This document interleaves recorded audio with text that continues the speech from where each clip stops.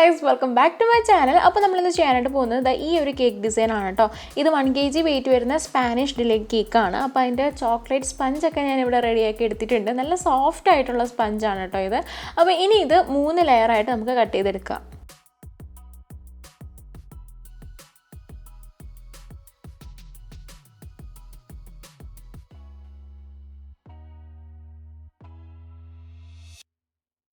അപ്പോൾ ഞാൻ എന്താ 3 ലെയർ ഇതുപോലെ കട്ട് ചെയ്തെടുത്തിട്ടുണ്ട്. ഇനി ഇതാ ഈ ഒരു കേക്ക് ബോർഡിൽ കുറച്ച് വിപ്പിംഗ് ക്രീം ഒന്ന് അപ്ലൈ ചെയ്ത് കൊടുക്കുക. നമ്മുടെ കേക്ക് നല്ല ഉറച്ചിരിക്കാൻ വേണ്ടിയിട്ടാണ് കേട്ടോ ഇങ്ങനെ ചെയ്യണേ. അതിനുശേഷം നമ്മുടെ കേക്കിൻ്റെ ഏറ്റവും ആദ്യത്തെ ലെയർ ഏറ്റവും താഴെ വെക്കുക. നമ്മൾ കേക്ക് മാത്രമായിട്ട് അതിൻ്റെ സ്പഞ്ച് കിട്ടുമ്പോൾ ഏറ്റവും മുകളിലത്തെ ലെയറില്ലേ നമ്മൾ ഫസ്റ്റ് കട്ട് ചെയ്ത് മാറ്റുന്നത്, അത് വേണം ഏറ്റവും ആദ്യം നമ്മൾ കേക്ക് ബോർഡിൽ വെക്കാനായിട്ട്.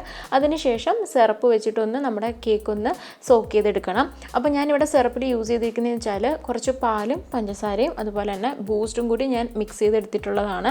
സ്പാനിഷ് ഡിലൈറ്റ് കേക്ക് ആണല്ലോ, അതുകൊണ്ട് തന്നെ കുറച്ച് ബൂസ്റ്റ് ഇട്ടിട്ടുണ്ട്. അതിനുശേഷം വിപ്പിംഗ് ക്രീം വെച്ചിട്ട് ജസ്റ്റ് ഒന്ന് സ്പ്രെഡ് ചെയ്ത് കൊടുക്കുക. അതിൻ്റെ മുകളിൽ ചോക്ലേറ്റ് ഗനാഷ് ഞാൻ ആഡ് ചെയ്ത് കൊടുക്കുന്നുണ്ട്. ഇത് കുറച്ചൊന്ന് തിക്കായി പോയി, നിങ്ങൾ ചെയ്യുമ്പോൾ കുറച്ചും കൂടി ലൂസായിട്ടുള്ള രീതിയിൽ ചെയ്തെടുക്കുക കേട്ടോ. അതും ഇതുപോലെ ഒന്ന് ക്രീമിനകത്തോട്ട് ഒന്ന് സ്പ്രെഡ് ചെയ്ത് കൊടുക്കുക. അതിനുശേഷം ചോക്കോ ചിപ്സും വൈറ്റ് ചോക്കോ ചിപ്സും കൂടി ഞാൻ ആഡ് ചെയ്ത് കൊടുക്കുന്നുണ്ട്.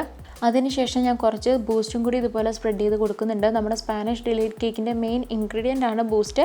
അപ്പോൾ അതും കൂടി ഞാൻ കുറച്ച് ഇട്ട് കൊടുക്കുന്നുണ്ട് കേട്ടോ. അപ്പോൾ ഈ സ്റ്റെപ്പ് തന്നെ അടുത്ത ലെയറിൽ നമ്മൾ കണ്ടിന്യൂ ചെയ്യുക. ഇതുപോലെ സ്പഞ്ച് വെക്കുക, ദെൻ നമ്മൾ സിറപ്പ് വെച്ചിട്ടൊക്കെ സോക്ക് ചെയ്യുക. നമ്മൾ നേരത്തെ ചെയ്തില്ല അതുപോലെ തന്നെ കണ്ടിന്യൂ ചെയ്യാം കേട്ടോ.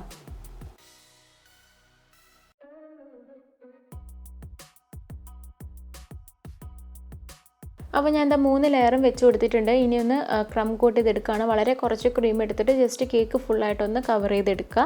അത് കഴിഞ്ഞിട്ട് ഈ ബോർഡിനകത്ത് ക്രീമൊക്കെ പറ്റി പിടിച്ചിരിക്കില്ലേ, അതൊക്കെ ഞാൻ ജസ്റ്റ് ഒന്ന് ക്ലീൻ ചെയ്യുന്നുണ്ട്. അത് കഴിഞ്ഞ് ഒരു 10-15 മിനിറ്റ് നമുക്കിതൊന്ന് സെറ്റാകാൻ വേണ്ടിയിട്ട് ഫ്രിഡ്ജിൽ വെക്കാം. അപ്പോൾ ഈ കേക്ക് ഫ്രിഡ്ജിലിരിക്കുന്ന സമയം കൊണ്ട് നമുക്ക് ആ ടേബിളൊക്കെ ഒന്ന് ക്ലീൻ ചെയ്യണം.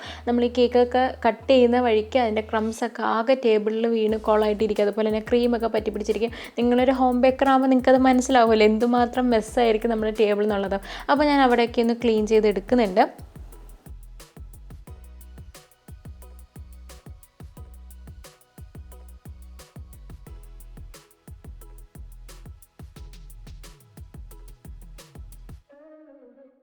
അപ്പോൾ 15 മിനിറ്റിന് ശേഷം ഞാൻ കേക്ക് ഫ്രിഡ്ജിൽ നിന്ന് എടുത്തിട്ടുണ്ട്. എന്നിട്ട് വിപ്പിംഗ് ക്രീം വെച്ചിട്ട് തന്നെ ഫൈനൽ കോട്ട് കൊടുക്കുകയാണ്.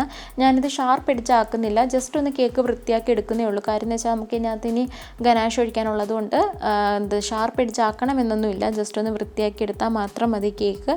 പിന്നെ ഈ ക്രീമിനകത്ത് കുറച്ച് ബൂസ്റ്റും ഡാർക്ക് ചോക്ലേറ്റ് ഗനാഷും കൂടി ഞാൻ മിക്സ് ചെയ്തിട്ടുണ്ടായിരുന്നു കേട്ടോ. ഞാനത് പറയാനായിട്ട് വിട്ടുപോയി. അപ്പോൾ നന്നായിട്ട് തന്നെ ക്രീമൊക്കെ വെച്ചിട്ട് കേക്കൊന്ന് ഫിനിഷ് ചെയ്തെടുക്കുക. അപ്പോൾ നമ്മുടെ ഫൈനൽ കോട്ടിംഗ് ഒക്കെ ഇവിടെ കഴിഞ്ഞിട്ടുണ്ട്. ഇനി കേക്ക് ഒന്ന് സെറ്റാകാൻ വേണ്ടിയിട്ട് ഫ്രിഡ്ജിൽ വെക്കണം. മിനിമം 1 മണിക്കൂറെങ്കിലും വെച്ചിരിക്കണം കേട്ടോ. നമ്മുടെ കേക്ക് സെറ്റാവാണ്ട് നമ്മൾ ഇതിൻ്റെ മുകളിൽ ഗനാഷ് ഒഴിച്ചിട്ടുണ്ടെങ്കിൽ ക്രീം എല്ലാം ഗനാഷിൻ്റെ കൂടെ ഇങ്ങനെ ഒഴിച്ചു പോരും. അതുകൊണ്ട് കേക്ക് നന്നായിട്ട് സെറ്റായിട്ട് മാത്രം ഗനാഷ് ഒഴിക്കുക. ഇപ്പം ഞാനത് ഫ്രിഡ്ജിലേക്ക് വെച്ചിട്ടുണ്ട്.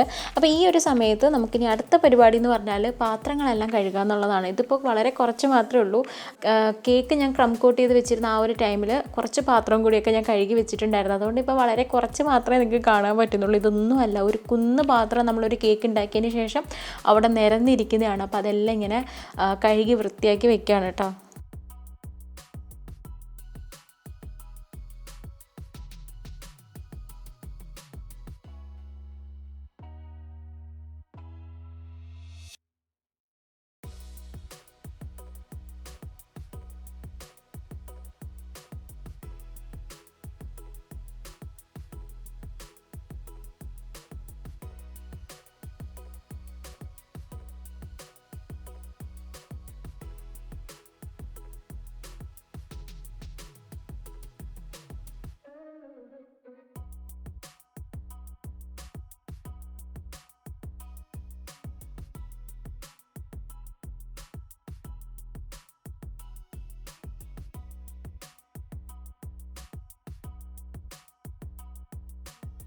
അപ്പോൾ അതാ നമ്മുടെ കേക്ക് നല്ല സെറ്റായി കിട്ടിയിട്ടുണ്ട്. ഇനി ഞാൻ ഗനാഷ് ഒഴിക്കുകയാണ്.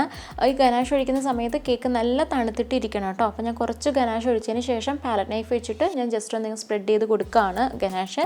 അത് കഴിഞ്ഞിട്ട് നമുക്ക് ഈ ക്രീം കാണുന്നിടത്തൊക്കെ ഈ സ്പൂൺ വെച്ചിട്ട് തന്നെ കുറച്ച് ഗനാഷ് ഇങ്ങനെ ഒഴിച്ചു കൊടുത്തിട്ട് പാലറ്റ് നൈഫ് വെച്ചിട്ട് ഞാനിങ്ങനെ സ്പ്രെഡ് ചെയ്ത് കൊടുക്കുന്നുണ്ട്. നമ്മൾ കേക്ക് കംപ്ലീറ്റ് ആയിട്ടാണ് ഗനാഷ് ചെയ്തെടുക്കുന്നത്. അപ്പോൾ ഞാൻ എന്താ ചോക്ലേറ്റ് ഗനാഷ് വെച്ചിട്ട് കേക്ക് ഫുള്ളായിട്ടൊന്ന് കവർ ചെയ്തെടുത്തിട്ടുണ്ട്. ഇനി ഞാനൊരു ഡോണറ്റ് ഇങ്ങനെ കേക്കിൻ്റെ മുകളിൽ വെച്ച് കൊടുക്കുകയാണ് കേട്ടോ. വലിയൊരു ഡോണറ്റ് ആദ്യമേ വെച്ചു, അതിനുശേഷം ചെറിയ 2 ഡോണറ്റ്സും കൂടി അതിൻ്റെ സൈഡിൽ വെച്ച് കൊടുക്കുന്നുണ്ട്. പിന്നെ ഒരു കപ്പ് കേക്ക് വെക്കുന്നുണ്ട്. പിന്നെ കുറച്ച് സ്പ്രിങ്കിൾസും ഷുഗർ ബീഡ്സും കൂടി കേക്കിൻ്റെ മുകളിൽ ജസ്റ്റ് ഇങ്ങനെ ഒന്ന് സ്പ്രെഡ് ചെയ്ത് കൊടുക്കുന്നുണ്ട് കേട്ടോ. അപ്പോൾ ഇത്രയേ ഉള്ളൂ നമ്മുടെ ഇന്നത്തെ ഈ ഒരു കേക്ക് ഡിസൈൻ എന്ന് പറയുന്നത്. ഇതിൻ്റെ കൂടെ തന്നെ പോപ്സിക്കിൾസ്, ഹേർട്സിക്കിൾസ്, കേക്ക്സിക്കിൾസ്, ഡോണറ്റ്സ്, കപ്പ് കേക്ക്സ് ഒക്കെ ഉണ്ടായിരുന്നു. അതെല്ലാം ചോക്ലേറ്റ് ഫ്ലേവർ ആയിരുന്നു കേട്ടോ. നമ്മുടെ മെയിൻ കേക്ക് സ്പാനിഷ് ഡിലൈറ്റ് കേക്കും ആയിരുന്നു. അപ്പോൾ ഇത്രയേ ഉള്ളൂ നമ്മുടെ ഇന്നത്തെ ഈ ഒരു ഡിസൈൻ. എല്ലാവർക്കും ഇഷ്ടമായി കാണും എന്ന് വിശ്വസിക്കുന്നു. ഇഷ്ടമായെങ്കിൽ ലൈക്ക് ചെയ്യുക, ഷെയർ ചെയ്യുക, സബ്സ്ക്രൈബ് ചെയ്യുക. അപ്പോൾ ഇതുപോലുള്ള മറ്റൊരു വീഡിയോയിൽ നമുക്ക് വീണ്ടും കാണാം. അതുവരേക്കും ബൈ.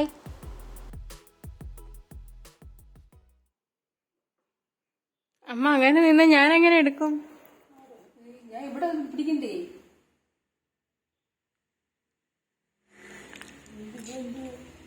അമ്മ അപ്പോൾ തകച്ചു വെച്ചിട്ട് പഠിച്ചില്ലേ?